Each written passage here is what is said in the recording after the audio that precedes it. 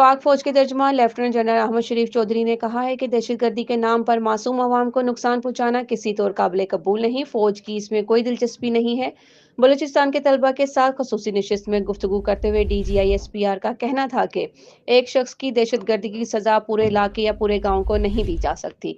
दहशतगर्दी के खिलाफ ऑपरेशन सिर्फ इस वक्त तक कामयाब होता है जब अवाम खुद दहशतगर्दों की निशानदही करे। फौज किसी इलाके को खाली कराकर कार्रवाई नहीं करती, क्योंकि फौज के जाने के बाद दहशतगर्द वापस आ सकते हैं। लेफ्टिनेंट जनरल अहमद शरीफ ने मजीद कहा कि बलूचिस्तान के अवाम पाकिस्तान और सूबे के ताल्लुक को बाखूबी जानते हैं। मेजर मोहम्मद अनवर काकर शहीद इस धरती का अजीम बेटा था, जिन्होंने पहले भी ग्वादर हमले में कई दहशतगर्दों को जहन्नम वसाल किया। पाकिस्तान को महफूज रखने के लिए रोजाना फौजी अफसरान, जवान और शहरी कुर्बानियां दे रहे हैं। उन्होंने जोर दिया कि दहशतगर्दों, उनके सहूलतकारों और मनसूबा साजों को बेनकाब करना लाजमी है। अगर कोई शहरी दहशतगर्दों को पनाह देता है या अपने घर में बारूदी मवाद रखता है तो इससे नताइज भुगतना होंगे। बलोच अवाम समझदार और दूरअंदेश है, वो खुद दहशतगर्दों और उनके सहूलतकारों की निशानदेही कर रहे हैं।